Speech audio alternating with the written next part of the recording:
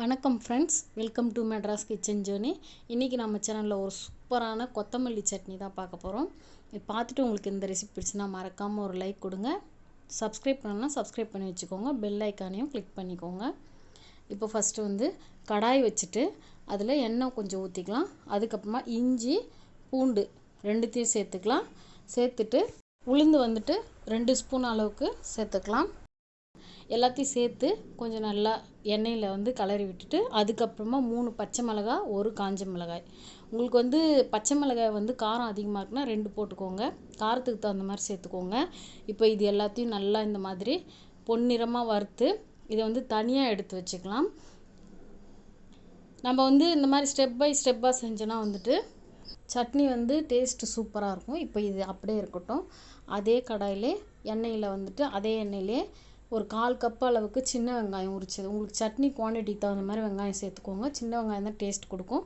இப்போ புளி இந்த அளவுக்கு சேர்த்துக்கலாம். ரொம்ப அதிகமாக வேணாம், புளிப்பாயிடும். அதுக்கப்புறமா தேங்காய் பத்தை 1 பத்தை எடுத்து குட்டி குட்டியாக கட் பண்ணி சேர்த்துருக்கேன். தேங்காய் ரொம்ப வேண்டாம். அதுக்கப்புறமா கொத்தமல்லி நல்லா ஃப்ரெஷ்ஷாக க்ளீன் பண்ணி அலசி இதில் சேர்த்துக்கலாம். இப்போ உங்களுக்கு சட்னிக்கு தகுந்த மாதிரி எல்லா குவான்டிட்டியுமே குறைக்கவோ இல்லை ஏற்றவோ நீங்கள் செஞ்சுக்கலாம். இப்போது நம்ம கொத்தமல்லி போட்டு ஒரு 2 நிமிஷம் வதக்குனா போதும், ரொம்ப வதக்க வேண்டாம். இப்போ பாருங்கள், இது எல்லாத்தையும் சேர்த்து மொத்தமாக ஆற வச்சு மிக்ஸி ஜாரில் போட்டு அரைச்சிக்கலாம். அரைக்கும் போது எல்லாத்தையும் ஒன்றா போட்டு அரைச்சிக்கலாம். வதக்கும் போது மட்டும் கொஞ்சம் தனித்தனியாக வதக்குனா நல்லாயிருக்கும். இப்போது இது கூட சட்னிக்கு தேவையான அளவுக்கு உப்பு, ஒரு 1/2 டீஸ்பூன் அளவுக்கு கல் உப்பு சேர்த்துக்கலாம்.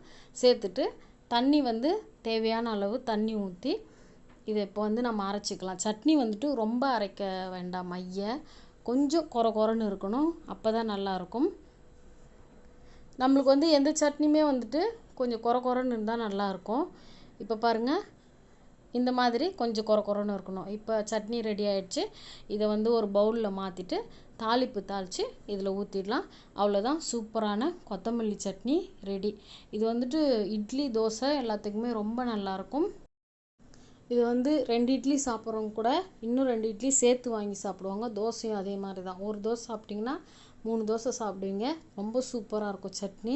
சட்னி திக்காக இருக்கிறதுனால நீங்கள் துவையல் மாதிரி வச்சுட்டு சாப்பாட்டுக்கு கூட சாப்பிடலாம். ரொம்ப நல்லாயிருக்கும். சாதத்தில் போட்டு பிசைஞ்சு சாப்பிட்டிங்கன்னா கூட சூப்பராக இருக்கும்.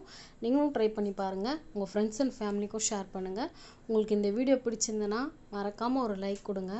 மெட்ராஸ் கிச்சன் ஜர்னிக்கு இன்னும் நீங்கள் சப்ஸ்கிரைப் பண்ணாமல் இருந்தீங்கன்னா சப்ஸ்கிரைப் பண்ணி வச்சுக்கோங்க. கூடவே பெல் ஐக்கானையும் கிளிக் பண்ணிக்கோங்க. அப்போ தான் நான் வீடியோ போடும்போது உடனே உங்களுக்கு சேரும். நன்றி, வணக்கம்.